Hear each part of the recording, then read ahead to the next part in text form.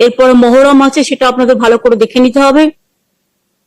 এবং আরো অনেক প্রোগ্রাম আছে আমাদের, 21শে জুলাই আছে, প্লাস এর পর অন্যান্য প্রোগ্রাম গুলো তো দেখে নিতে হবে, আমরা টাইম টু টাইম বলে দেবো। বর্ষাকালে অলওয়েজ বাংলায় বর্ষা একটু বেশি হয়, তার কারণ হচ্ছে বাংলা হচ্ছে নদী মাতৃকা দেশ। এখানে নদী, সমুদ্র, পুকুর অনেক বেশি, আর আমরা অনেক পুকুরও কেটেছি যাতে আমরা জল ধরে রাখি। তাতে অবশ্য আমাদের অনেকটা কাজও হয়। আর এখানে অনেকগুলো কোস্টাল এরিয়াও আছে।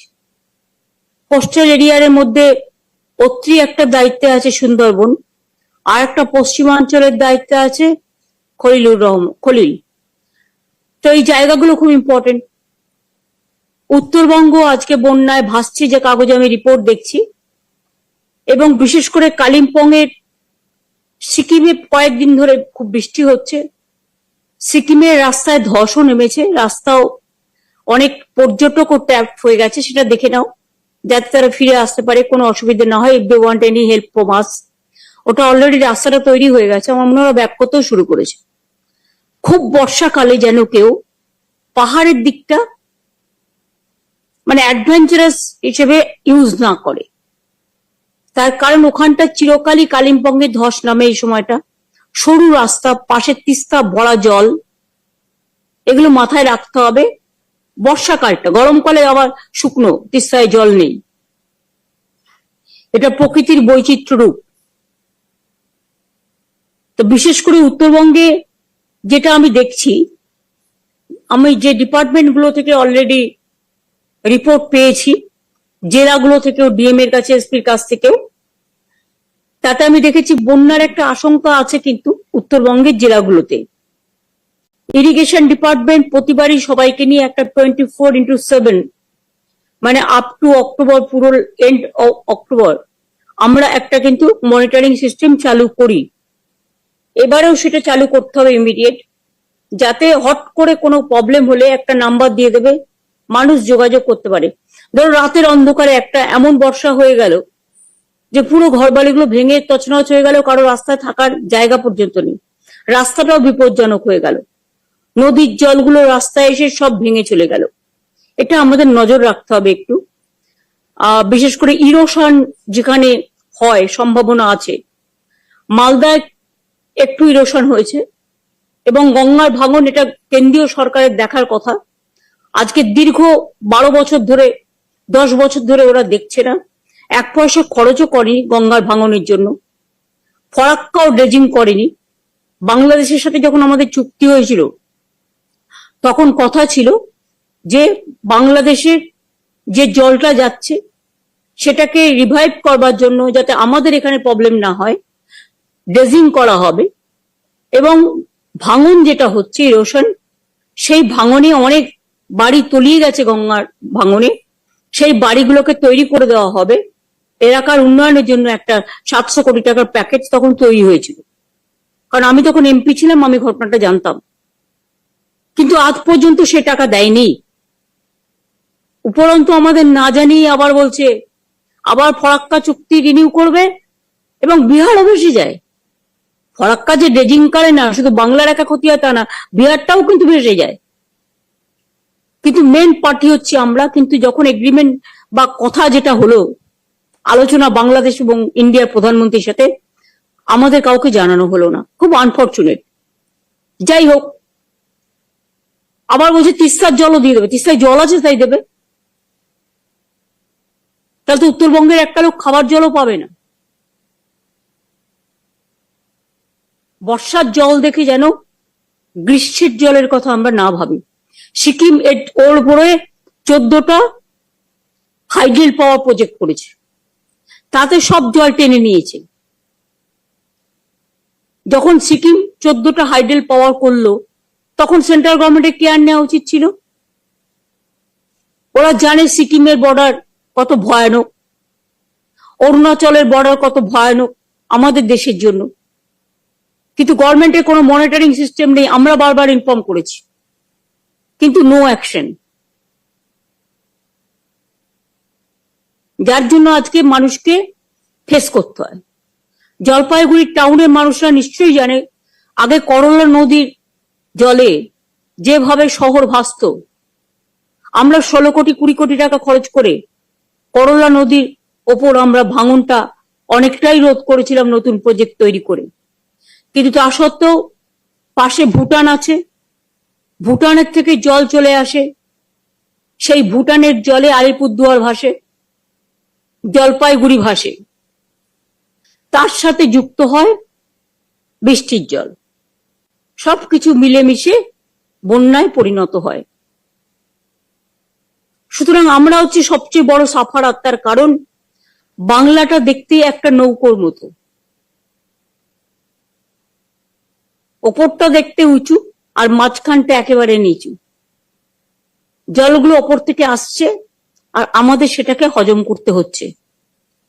প্রতি বছর কোটি কোটি টাকা খরচা করেও আমরা এর থেকে রেহাই পাচ্ছি না। রাস্তায় ধস নেমেছে, অনেক জায়গায় ভেঙে গেছে নদীর পাড়, তাই নজর রাখতে হবে। এরকম কোনো ঘটনা ঘটলে রাস্তা ভেঙে যাওয়া বিষয় ওগুলো ন্যাশনাল হাইওয়ে সেন্ট্রাল গভর্নমেন্টকে জানাতে হবে সঙ্গে সঙ্গে ব্যবস্থা নেওয়ার জন্য। এবং নর্থ বেঙ্গল, সিকিম, বিশেষ করে পাহাড়ি এলাকাগুলো আর্মিরা যাতায়াত করে, সুতরাং এটা আর্মিদের দায়িত্ব টু রেস্টোর দ্য সিচুয়েশন। ধস নামলে ডিএমদের এটা জানিয়ে রাখছি এবং এসপিদের। 2 হচ্ছে জলপাইগুড়ি ক্রান্তি মাল, জলপাইগুড়ি সদর, রাজগঞ্জ ব্লক এবং জলপাইগুড়ি মিউনিসিপ্যালিটির কিছুটা ক্ষতিগ্রস্ত হয়েছে। এর মধ্যেই এখানে 9টি ফ্লাড শেল্টার আমরা তৈরি করেছি ইতিমধ্যেই এবং 500 জন মানুষ তাতে আছে। কিন্তু আমাদের নিশ্চয়ই মনে আছে মালে একসময় ভয়াবহ, এরপর তো বান আসবে, সেই বানে পুজোর আগে যে বান হয় সেই বানে সে ভেসে গেছিল 6 জন না 7 জন, আমি ছুটে গিয়েছিলাম। সুতরাং সেটা পুজোর আগে হয়। হ্যাঁ, ওটাকে যেন কি বান বলে, হরকা বান। আগে আমি ছোটবেলায় দেখতাম আমাদের কালীঘাট পর্যন্ত জল উঠে যেত, কালীঘাট রাস্তা পর্যন্ত, আমরা মজা করতাম। কিন্তু হরকার বান একদম পুরো উজ্জ্বলা সিনেমা টিনেমা সব ডুবিয়ে পূর্ণ সিনেমা পর্যন্ত চলে যেত জল। আমাদের গোলাটা সবচেয়ে উঁচু ছিল, আমাদের গোলাতে 2বারই জল উঠেছিল, একবার 1978 সালের বন্যায় আর একবার মনে হয় 99 সালে আমি যখন রেল মিনিস্টার ছিলাম, কারণ আমার ঘরে জল ঢুকে গেছিল 1 কোমর, আমার মনে আছে। কারণ ওখানে জল ঢুকলে মনে রাখতে হবে যে বন্যা মানে অবধারিত।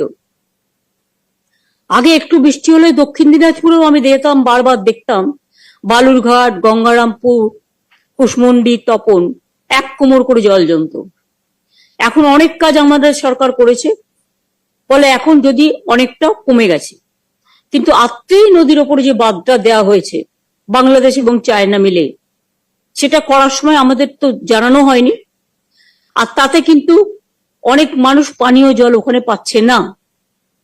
একটা সংকট তৈরি হয়েছে জলে তীব্র।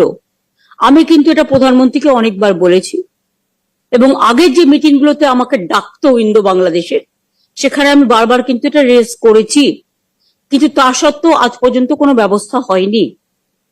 জলপাইগুড়ি জেলার এইটা হচ্ছে অবস্থা। জলপাইগুড়ি মিউনিসিপ্যালিটির চেয়ারম্যানকে আমি বলবো এবং ডিএম কে স্পেশালি, এসপিদের থেকে শুরু করে যারা বিডিও আছেন, এডিএম আছেন, এসডিও আছেন, ডিজাস্টার ম্যানেজমেন্ট সিস্টেম আছে, ইরিগেশন আছে, পাওয়ার আছে, আরবান ডিপার্টমেন্ট আছেন, রুরাল ডিপার্টমেন্ট আছেন, সবাইকে কিন্তু এটা কেয়ারফুলি দেখতে হবে। হঠাৎ করে বর্ষায় দেখবেন অনেক সময় বিদ্যুতের তারগুলো কারেন্ট হয়ে থাকে, দয়া করে কেউ তখন হাত দেবেন না। খুব ঝড় বৃষ্টি হলে টিভিটা অফ করে দেবেন কিছুক্ষণের জন্য, যতক্ষণ না থামছে, যাতে ইলেকট্রিফাইড না হয়, বিদ্যুতে তড়িতাহত কেউ না হয়। কিছুক্ষণের জন্য দরকার একটা লাইট জ্বালিয়ে রাখবেন যেটা এমার্জেন্সি, বাদ বাকিগুলো অফ করে দেবেন। রাস্তার লাইট গুলো কিছুক্ষণের জন্য অফ করে দেবেন, যাতে কোনো দুর্ঘটনা না ঘটে। এটা এখন থেকেই মনে রাখতে হবে। ক্যাজুয়াল ভাবে এটা নিলেই চলবে না, সিরিয়াসলি নিতে হবে। পঞ্চায়েতের থেকেও পঞ্চায়েত এলাকাগুলো ডিএমদের একটা সার্কুলার জারি করে, অনেকে হয়তো জানেই না সিস্টেম, তাদের একটু জানাতে হবে। যেগুলো গাঙ্গেয় অধ্যুষিত অঞ্চল, বন্যার আশঙ্কা থাকে বা জল হলে জল বেড়ে যায়, সেখানে দরকার হলে আগেই আমরা যেমন সেফ শেল্টারে মানুষকে তুলে আনি, তাদের রিলিফ দিই। স্বাস্থ্য দপ্তর তাদের এমার্জেন্সি মেডিসিন দেয় এবং ডিজাস্টার ডিপার্টমেন্ট তাদের ডিজাস্টার কিট দেয়। চাল থেকে শুরু করে সবকিছু দেওয়া হয়। এবং তিপ্পল একটা দিলে হবে না, তিপ্পল দুটো তিনটে করে দিতে হয়। সাথে খাবারটাও যতদিন পর্যন্ত সে ঘরে ফিরতে না পাচ্ছে বা ঘরে থাকার মতো উপযুক্ত না হচ্ছে, তাকে কিন্তু একটা রিলিফের প্যাকেজ দেওয়া হয়।